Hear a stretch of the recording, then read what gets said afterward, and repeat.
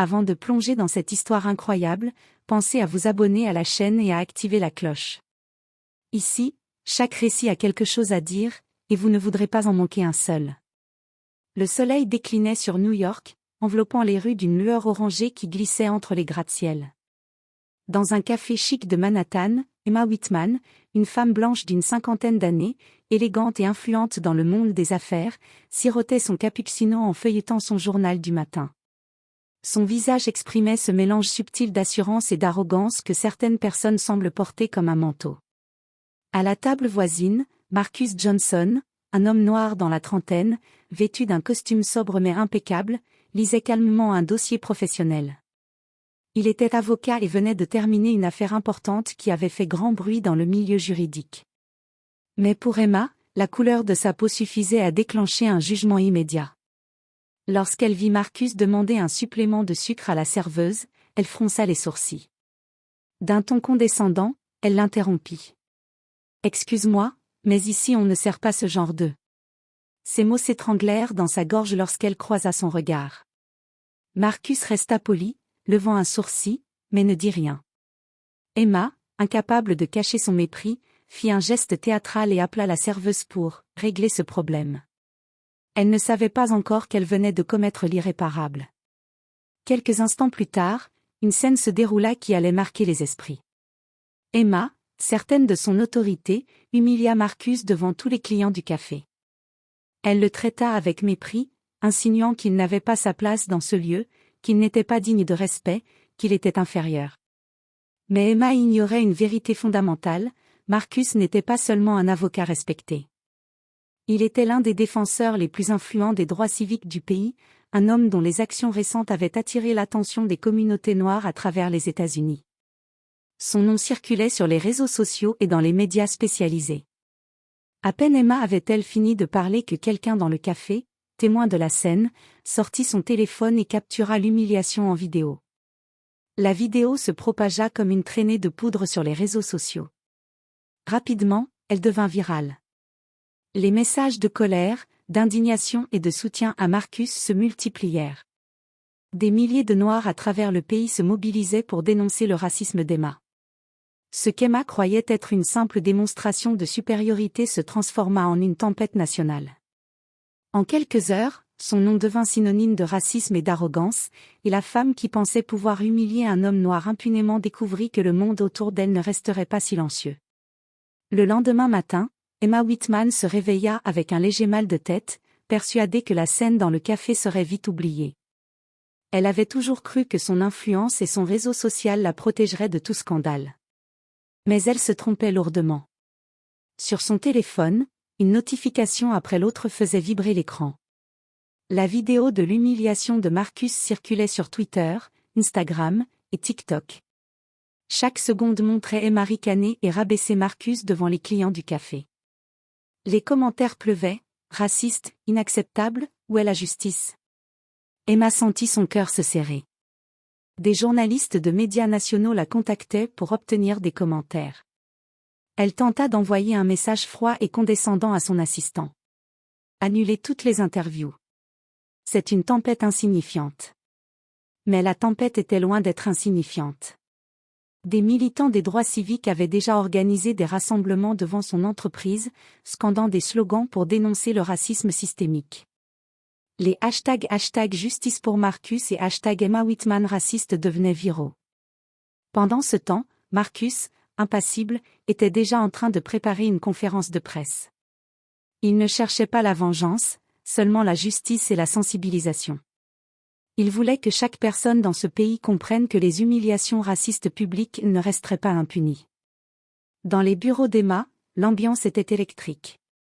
Ses collègues tentaient de minimiser l'événement, mais chacun savait que sa réputation était en train de s'effondrer. Des investisseurs commençaient à se retirer, craignant que l'association avec elle n'endommage leur image. Emma, quant à elle, commença à comprendre l'ampleur de la situation. La femme arrogante et sûre d'elle se retrouva submergée par la peur et l'angoisse. Elle réalisa trop tard que son acte de mépris, qu'elle croyait anodin, avait déclenché une réaction nationale. Et pendant ce temps, Marcus, avec calme et dignité, se préparait à donner sa version des faits au public, sachant que cette confrontation allait marquer le début d'un combat beaucoup plus large contre le racisme aux États-Unis. Le lundi matin suivant, Emma Whitman n'osa même pas se regarder dans le miroir. La vidéo avait explosé sur tous les réseaux sociaux. Même ses contacts influents et ses collègues les plus fidèles commençaient à la regarder avec méfiance et distance. Les messages privés et les emails indignés affluaient. Certains clients de son entreprise annulaient des contrats, et des partenaires financiers appelaient pour exprimer leur désapprobation. Le monde qu'Emma croyait sous contrôle lui échappait complètement. Pendant ce temps, Marcus Johnson avait organisé une conférence de presse à Manhattan. Devant les caméras de médias nationaux et internationaux, il raconta calmement ce qui s'était passé, décrivant l'humiliation qu'il avait subie et soulignant que ce n'était pas un incident isolé, mais un exemple du racisme quotidien auquel sont confrontés les Noirs aux États-Unis. Les réseaux sociaux s'embrasèrent. Des milliers de personnes partagèrent son témoignage, ajoutant leurs propres histoires de discrimination et de racisme. Des manifestations spontanées apparurent dans plusieurs grandes villes, de New York à Los Angeles, scandant le nom de Marcus et dénonçant les abus de pouvoir et le racisme institutionnel.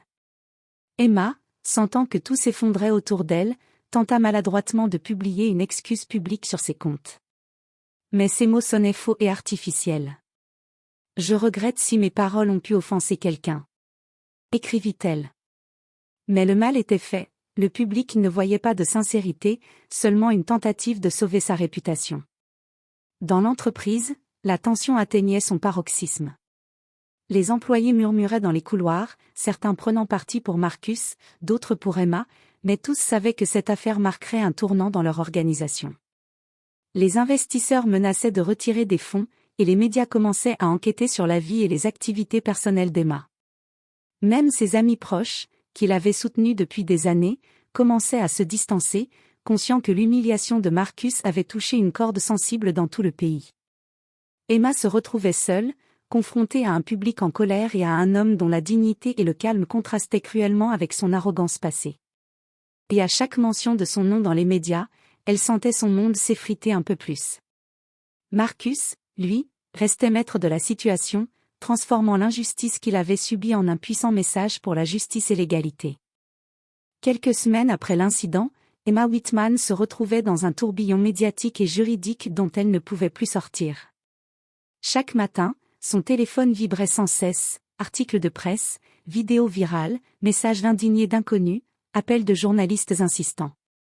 Même les réseaux sociaux gouvernementaux s'étaient emparés de l'affaire, et le #, Justice pour Marcus continuait de croître.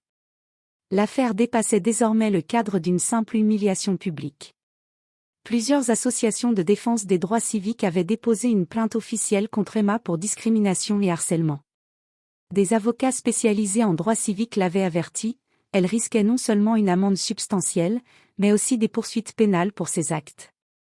Dans son bureau luxueux, Emma regardait les murs ornés de diplômes et de trophées, se rendant compte que tout cela n'avait aucune valeur face à la tempête qui l'engloutissait. Son arrogance d'antan avait laissé place à la peur et à la paranoïa. Elle ne dormait plus, surveillant constamment les médias et ses emails. Pendant ce temps, Marcus Johnson devenait un symbole national.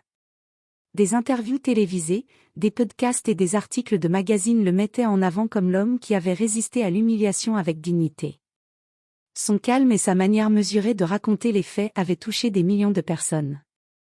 Son image inspirait non seulement la communauté noire, mais aussi ceux qui luttaient contre toutes les formes d'injustice. La pression sur Emma monta d'un cran lorsqu'un célèbre talk-show télévisé invita Marcus pour parler de l'incident. Les millions de spectateurs qui le regardèrent virent Emma pour la première fois confrontée à la réalité de ses actes, via les images de la vidéo virale. La femme raciste, qui pensait pouvoir humilier quelqu'un en toute impunité, était désormais humiliée devant tout le pays. Emma essaya de se justifier, mais chaque explication semblait creuser un peu plus son trou. Les mots « arrogance », « racisme » et « mépris » étaient collés à son nom dans tous les articles. Même ses collègues commencèrent à murmurer que sa carrière était probablement terminée. Dans le même temps, Marcus, toujours calme et déterminé, annonça qu'il envisageait d'utiliser cette affaire pour lancer une campagne de sensibilisation nationale contre le racisme. Il transforma une humiliation personnelle en un mouvement puissant et respecté. Emma, seule dans son bureau, sentait que son monde était en train de s'effondrer. Chaque sourire qu'elle avait autrefois affiché avec fierté sur son visage se transformait désormais en une grimace de peur. Elle avait appris, trop tard, que certaines actions ne peuvent jamais rester impunies. Les semaines suivantes furent un véritable cauchemar pour Emma Whitman. Les plaintes légales s'accumulaient et la pression médiatique ne faiblissait jamais. Chaque apparition publique devenait un risque, et même ses amis les plus proches évitaient de la soutenir ouvertement. La femme autrefois arrogante et influente se retrouvait isolée et vulnérable. Le tribunal devint le théâtre de son humiliation définitive. Marcus, représenté par ses avocats, exposa calmement et méthodiquement les faits, l'humiliation publique, la discrimination, et l'impact émotionnel que cela avait eu sur lui. Les preuves étaient irréfutables, la vidéo virale, les témoignages des clients présents dans le café, et les messages de l'entreprise démontraient que les actes d'Emma étaient non seulement racistes mais prémédités. À mesure que l'audience se déroulait, la tension dans la salle était palpable. Les caméras de télévision retransmettaient l'événement en direct pour des millions de spectateurs. Les réseaux sociaux explosaient à chaque instant, relayant des extraits choquants de l'audience. Des milliers de citoyens manifestaient devant le tribunal, brandissant des pancartes avec des slogans comme « Justice pour Marcus » et « Plus jamais de racisme ». Emma tenta de s'expliquer, mais sa défense semblait vide et hypocrite. Les juges et le public ne voyaient qu'une femme qui refusait de reconnaître la gravité de ses actes. Son arrogance passée n'avait laissé aucune place à la rédemption spontanée. Finalement, la sentence tomba, Emma fut condamnée à des amendes substantielles et à un programme obligatoire de sensibilisation aux droits civiques. Mais le plus dur pour elle était la perte de réputation et le rejet public massif. Son nom devint un symbole de racisme et d'arrogance punie, et sa carrière autrefois florissante sombra dans l'oubli. De son côté, Marcus Johnson sortit de cette épreuve grandi et respecté. Son calme et sa dignité avaient inspiré une mobilisation nationale contre le racisme. Des organisations de défense des droits civiques utilisèrent son histoire pour lancer des campagnes de sensibilisation, et il devint un modèle de résistance et de courage. Alors qu'Emma quittait le tribunal, le visage fermé et honteux, Marcus adressa un simple sourire à la foule, un geste symbolique de victoire et de justice. La révolte des Noirs des États-Unis, alimentée par des siècles d'injustice, avait trouvé dans cette affaire un catalyseur puissant, prouvant que même une humiliation personnelle pouvait se transformer en un mouvement national pour la dignité et l'égalité. Et dans tout le pays, l'histoire d'Emma Whitman servit de leçon, le racisme ne reste jamais impuni, et la dignité peut triompher même face à la plus grande arrogance.